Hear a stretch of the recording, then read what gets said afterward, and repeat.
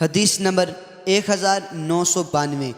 حضرت عبید بن نمیر فرماتے ہیں، مجھ سے اس نے بیان کیا جس کی حدیث کو میں تسبیح سمجھتا ہوں۔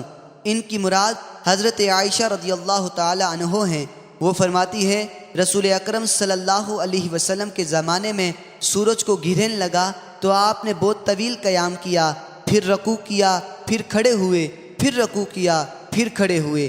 آپ نے 2 رکعت نماز پڑھی، ہر رکعت میں 3 رکوع اور 4 سجدے کیے۔